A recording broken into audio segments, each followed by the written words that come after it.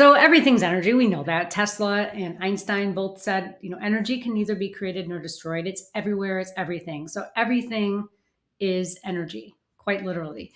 It can be measured. Everything has a frequency. So the food you eat, the chair you're sitting on, the car you're driving, the air around you.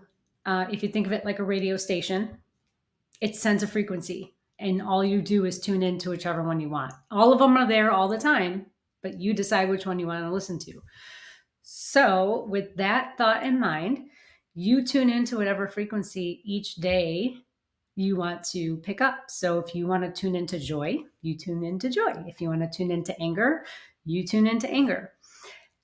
And so, understanding that and allowing yourself to fully be able to understand that these frequencies are with you all the time, 24/7.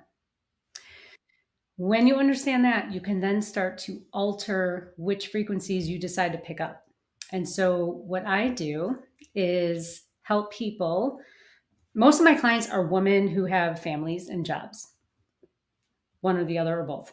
And so they don't want a huge life disruption. So if your listeners I'm sure your listeners have heard of shadow work, and that can be very disruptive and very harsh. That's the way I did it. Don't recommend if you're dealing with all of life at the moment. So what I do is I help people transition a little more smoothly so that you can still work and still be with your family and not be completely in this mucky place that feels like you're in quicksand and you don't know how you're going to get out yet, because that's a complete life disruption. So I use subtle energy alchemy, meaning I'm shifting your energy in a subtle way so that you can continue to move through life seemingly uninterrupted. I mean, Right. in order to change, we have to change, right? And so the paradox Right. is we have to initiate some change. But if we could do it a little more smoothly with a lot more awareness and with the right tools, then it will be a little less stingy. Right. Right. Now, how do you? Okay, so you say that you take shadow work.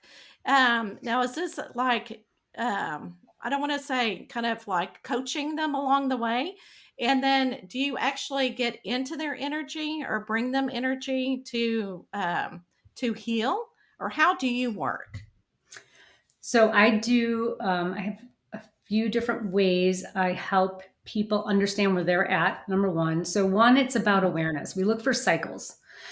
I always tell people if you want to start somewhere, find your cycles. Some people are like, I always have bad luck, or I get into accidents all the time, whether, car accidents or falling, whatever. That's a cycle. I'm always dating Mhm. the wrong person and it's a certain kind of person. That's a cycle. Okay. So we look at cycles, and then we have to look at ancestry, because ancestral emotions are, to me, the most damaging because they continue to steamroll. You can accumulate I'll say the trauma of ancestors' emotions 62 generations back. That's a Wow. lot of emotion Yes.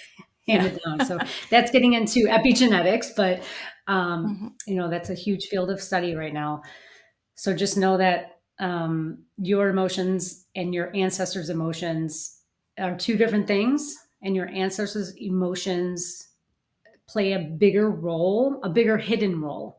And so Mhm. we try to look at who are you like in your family? Who are you opposite of in your family? Because everybody is like one of the parents and opposite one of the Mhm. parents. And so we look at that and the dynamic. And what you don't like about one parent is typically what you pick up because it's just kind of, or you date or marry. And so Oh, we look right. at, right? Yeah. And so we look at all of these parameters and then start to do things like meditation's huge, Mhm. movement is really big. And then I have like scripting and things to journal or write down to help move the emotions out, and then understanding why you're in this space. It always starts, I don't say always, but usually starts in childhood from like 5 to 7 years old.